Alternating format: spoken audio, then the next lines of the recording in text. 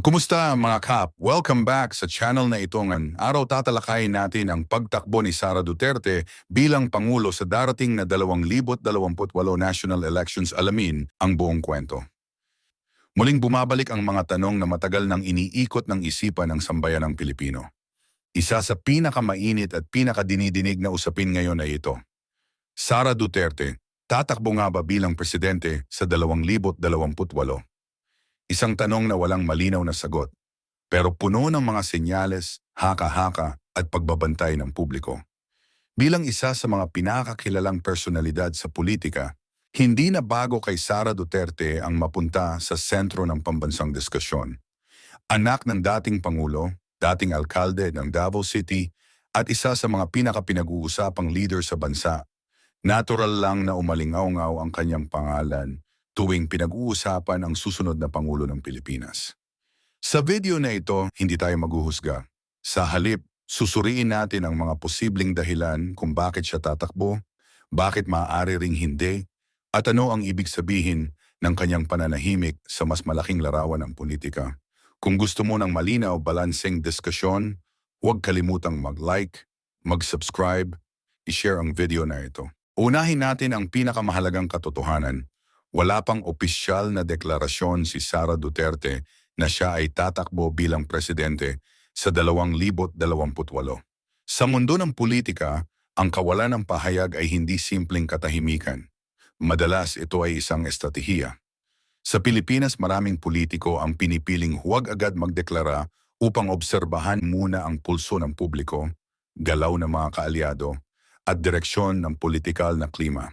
Ang ganitong strategic silence ay nagbibigay ng espasyo upang manatiling bukas ang lahat ng opsyon, lalo na sa isang posisyon na kasing bigat ng pagkapangulo. Sa kaso ni Sara Duterte, mas lalong nagiging makabuluhan ang kanyang pananahimik dahil sa laki ng kanyang pangalan. Sa bawat survey, sa bawat discussion sa social media at sa bawat political analysis, palaging lumilitaw ang tanong kung siya na ba ang susunod na tatakbo sa pinakamataas na posisyon sa bansa. Hindi rin maikakaila na ang kanyang mga naging hakbang sa nakaraan ay nagpapakita ng pagiging maingat sa mga desisyon. May mga pagkakataong inaasahan ng publiko ang kanyang pagtakbo, ngunit pinili niyang umatras o magbigay daan sa ibang papel. Para sa ilan, ito ay senyales ng kakulangan ng interes. Para sa iba, ito ay patunay ng disiplina at maingat na pagpaplano. Mahalaga ring tandaan na ang pagtakbo sa pagkapangulo ay hindi lamang personal na desisyon. Ito ay desisyong may epekto sa buong bansa, mula sa ekonomiya hanggang sa ugnayang panlabas. Kaya't hindi nakapagtataka kung bakit ang isang leader tulad ni Sara Duterte ay mas pinipiling timbangin ang bawat galaw bago magbitaw ng malinaw na pahayag. Upang mas maunawaan ang posibilidad ng kanyang pagtakbo, kailangan nating balikan ang kanyang pinanggalingan bilang leader. Bilang dating mayor ng Davao City, napatunayan ni Sara Duterte ang kanyang kakayahang mamuno sa lokal na antas. Kilala siya sa direktang pamumuno, mabilis na aksyon at matatag na tindig sa mga isyu ng kaayusan at disiplina. Sa Davao, maraming residente ang humanga sa kanyang estilo ng pamamahala, isang pamumunong hindi takot gumawa ng mahihirap na desisyon. Ngunit kasabay nito, may mga sektor din na pumuna at nagtanong tungkol sa ilang pulisiya at pamamaraan. Dito pa lamang makikita na si Sara Duterte ay isang leader na may malinaw na taga-suporta at malinaw ding kritiko. Kapag inangat ang ganitong uri ng pamumuno sa pambansang antas, mas nagiging komplikado ang hamon. Ang pamamahala ng isang lungsod ay ibang-iba sa pamamahala ng isang bansa na may iba't ibang rehiyon, kultura at pangangailangan.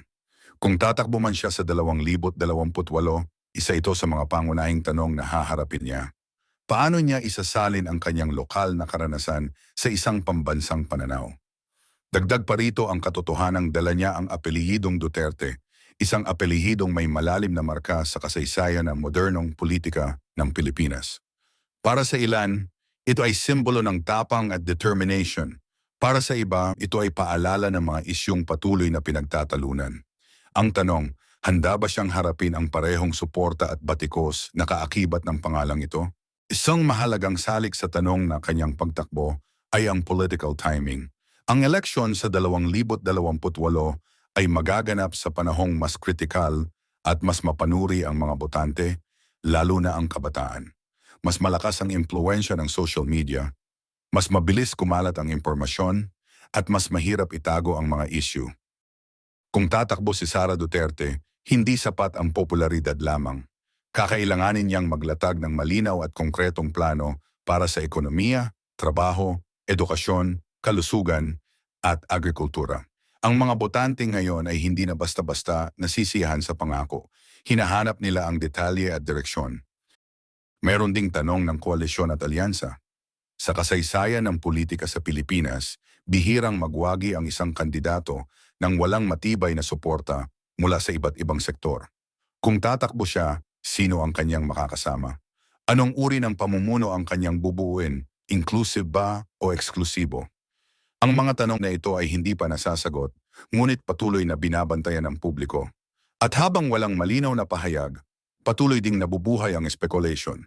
Hindi rin maaaring ihiwalay ang personal na aspeto ng desisyong ito.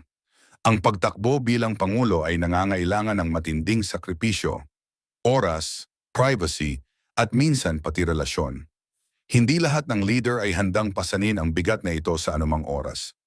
Sa ilang panayam at pahayag sa nakaraan, sa site na ninian, makikita ang pagiging maingat ni Sara Duterte sa kanyang mga desisyon. Hindi siya kilala sa padalos-dalos na deklarasyon. Para sa iba, ito ay kahinaan. Para sa iba naman, ito ay senyales ng maturity at responsableng pamumuno. Dagdag pa rito ang patuloy na pagbabago ng politikal na klima. Ang mga isyong mahalaga ngayon ay maaring iba na sa mga isyong uusbong sa susunod na mga taon.